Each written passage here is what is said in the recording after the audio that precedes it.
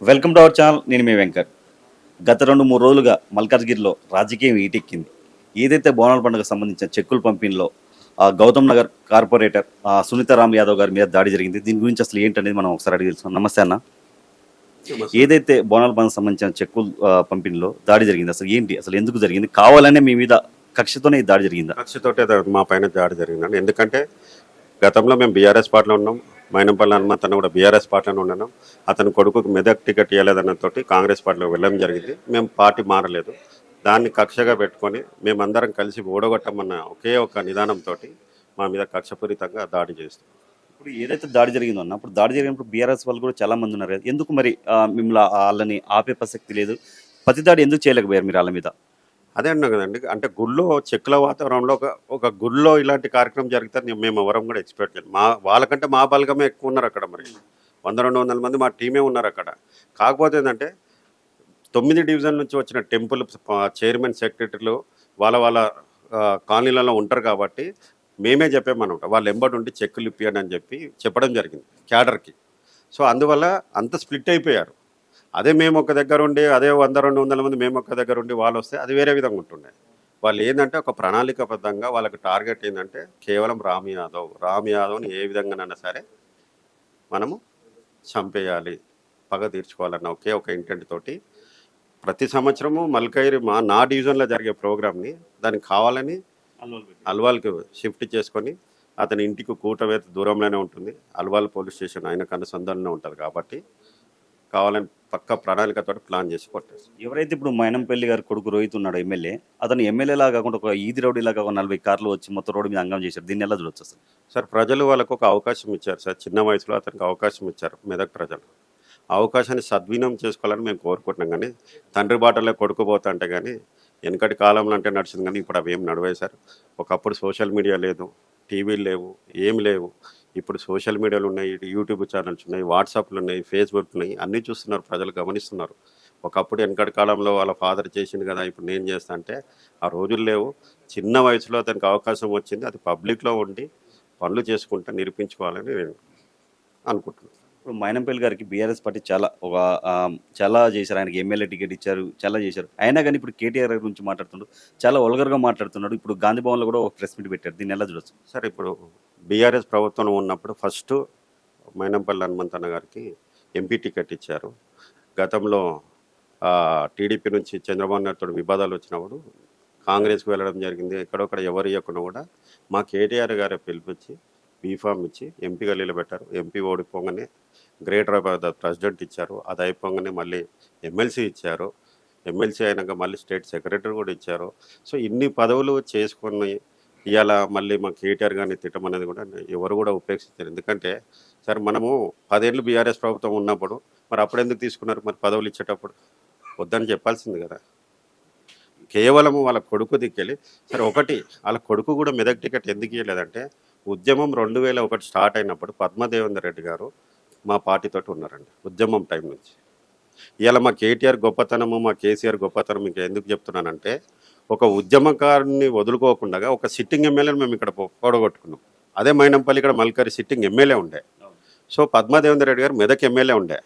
అంటే ఈయన నాకు నా కొడుకుకు 2 టికెట్లు ఇస్తే నేను పార్టీలో ఉంటా లేకుండా ఉన్నానంటే మేము ఇలా గ్రేట్ అండి. ఎందుకంటే ఒక ఉద్యమరాల గురించి ఒక అతను పొడగొట్టుకున్నాం మేము.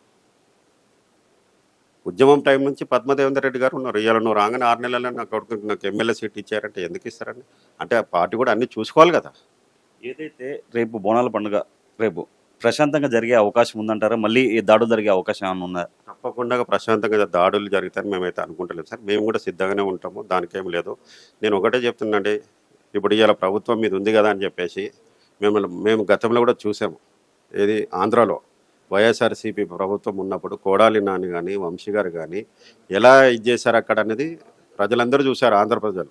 కానీ ఇప్పుడు తెలంగాణలో మరొక కోడాలి నాని అనుకుంటున్నాడేమో ఆయన. కానీ ఇప్పుడు ఏం జరిగిందండి? ఇప్పుడు అధికారం చేంజ్ కానీ ఇప్పుడు తెలుగుదేశం ప్రభుత్వం వచ్చింది. కోడాలి నాని కానీ వంశీ గారు కానీ ఏం పరిస్థితులండి? అంటే అధికారం శాశ్వతం కాదండి, ఏదైనా ఉంటే ప్రేమతోటి గెలుచుకోవాలి. ఏదైతే ఇప్పుడు మైనంపల్లి గారికి మీకు బిజినెస్ లావాదేవీలు ఉన్నాయంటారు? అవునండి, వాస్తవం చెప్పాలంటే ఖచ్చితంగా ఇవాళ ఆర్థికంగా నేను చాలా నష్టపోయానండి. చాలా నష్టపోయాను. నన్ను ఎంత ఆర్థికంగా అష్టదిగ్బంధం చేశారంటే నా పర్సనల్, నా బిజినెస్ జోలికి వచ్చి, నా దందల జోలికి వచ్చి, అన్ని విధాలుగా నన్ను ఫైనాన్షియల్గా డిగ్రేడ్ చేయాలని చూసిండు, ఆపాడు, చేశాడు కూడా. నిజంగా కూడా రామ్ యాదవ్ మీద మైనంపల్లి డబ్బాలు సంపాదించింది తప్ప మైనంపల్లి మీద రామ్ యాదవ్ ఒక్క రూపాయి సంపాదించలేడు. ఏ గుళ్ళకు జరిగి పచ్చి బట్టల మీద చెప్పమని చెప్తా. యాజ్ ఫ్రెండ్ గాడ్, అదే హనుమంతన్న డైలాగ్ అదే చెప్తున్నా, నేను అదే డైలాగ్ చేస్తున్నాను. అదే ఎవ్రీ మండే శివలింగానికి అభిషేకం చేస్తారు. ఇవాళ ఆయన వల్ల నేను నష్టపోయిన తప్ప నా వల్ల మైనపల్లి నష్టపోలేదు. నేను కావాలంటే బహిరంగ చర్చకు రమ్మండి, నేను నిరూపిస్తా. నాకు నిరూపించమనండి, నాకు ఎక్కడెక్కడ నేను ఎంత సంపాదించాను. అందరు చెప్తున్నట్ట 10 కోట్లు 20 కోట్లు సంపాదించండి, ప్రూవ్ చేయమనండి. నేనా ప్రూవ్ చేస్తా. లైవ్లో మిమ్మల్ని తీసుకెళ్ళి భూమి మీద నిలబెట్టి ప్రూవ్ చేస్తాను. నేను లైవ్లో తీసుకెళ్ళి భూమి మీద ప్రూవ్ చేస్తే ఇప్పుడు కూడా రండి, ఇప్పుడు వస్తారా, తీసుకొని చూపిస్తా. నా వల్ల ఎవరు లబ్ధి పొందినారు, ఆయన వల్ల నేనేం లబ్ధి పొందాను అన్నది మొత్తం మల్కేరి కాన్షియస్ ప్రజలకు తెలుసండి. మేడం చెప్పండి మేడం, ఏదైతే మీ హస్బెండ్ గారి మీద దాడి చేశారు కదా, దీన్ని ఎలా చూడొచ్చు? ఇక ఇదొక కక్షపూరితమైన చర్య అనే చెప్పుకోవాలి. ఆయన మీద కక్ష కట్టి మా మీద ముందు నుంచి కూడా ఇక ఆయన వెనకాల వెళ్ళలేదని చెప్పి ఇక గట్టిగా ఎట్లనైనా 18 నెలల నుంచి మేము అనుకుంటూనే ఉన్నాం, ఎప్పుడో ఒకసారి ఇదైతే తీస్తాడు అని చెప్పేసి. ఇక ఆయన మనసులో ఉన్నది మొన్న ఆయన అడ్డాలో పెట్టేసి ఈ విధంగా ఆయనని ఇది చేయడం జరిగింది. కాకపోతే ఆయననే మైనస్ అయ్యిండు, మాకేం జరగలేదు. ఆయన బిహేవియర్ ఏంది, ఆయన ఏంటి అనేది మల్కాజ్గిరి ప్రజలందరికీ కూడా తెలిసిపోయింది. మల్కాజ్గిరి ప్రజలకే కాదు, రాష్ట్ర వ్యాప్తంగా తెలిసింది. ఇట్లాంటి ఒక వ్యక్తిని తరిమి తరిమి కూడా కొట్టాలి అని చెప్పేసి కూడా నేను మనస్ఫూర్తిగా కోరుకుంటున్నా. తెలంగాణలో లా అండ్ ఆర్డర్ కరెక్ట్ ఉందంటారా మేడం పోలీసులది? తెలంగాణలో లా అండ్ ఆర్డర్ గురించి మాట్లాడుకోవాలంటే ఇక అది చెప్పనవసరం లేదు. ఈ తెలంగాణ పోలీసులు ఎట్లా వ్యవహరిస్తున్నారంటే ఈ కాంగ్రెస్ వాళ్ళకి తొత్తుల్లాగా బిహేవ్ చేస్తున్నారు. వాళ్ళు గాయపడ్డ వాళ్ళ మీదనేమో కేసులు తీసుకోవట్లేరు. ఎవరైతే గాయం చేశారో వాళ్ళే మళ్ళీ ఉల్టా కేసులు పెట్టి ఇది చేయడం జరుగుతుంది. వాళ్ళంతా కూడా ఎట్లా అంటే లా అండ్ ఆర్డర్ వాళ్ళ ఇంటి పని వాళ్ళలాగా చేస్తున్నారు. కాకపోతే ఏముందండి, ఇంకా 2 సంవత్సరాలు అయితే మళ్ళీ మా గవర్నమెంట్ వస్తుంది. ఇదంతా కూడా అందరు కూడా గమనిస్తున్నారు, తప్పకుండా చర్యలు తీసుకుంటారు కూడా. ఇంకా భయపడేది ఏం లేదండి, మాకంతా మా పార్టీ మద్దతు అంతా కూడా మాకుంది. మేము ఎవ్వరికి కూడా భయపడేది లేదు. మేము రాజకీయంగా ఎదుర్కోవడానికి రెడీగా ఉన్నాం. కేటీఆర్ గారు కూడా వచ్చారు కదన్న, ఏం చెప్పారు కేటీఆర్ గారు? అదే ఆధార్యపడకండి, ఇలాంటి అదే అన్నారు కదా నిన్న. ఇక నేను ఆ మాట నా నవ్వుతోటి కానీ అయితూ ఉంటాయి. ఇంకొక 2 సంవత్సరాలు అందరి పేర్లు రాసి పెట్టుకోమన్నారు. ఎవరిని కూడా ఉపేక్షించలేదు. మన గవర్నమెంట్ వస్తుంది. మా డాడన్న మంచోడేమో కానీ నేనైతే మంచోని కాదు.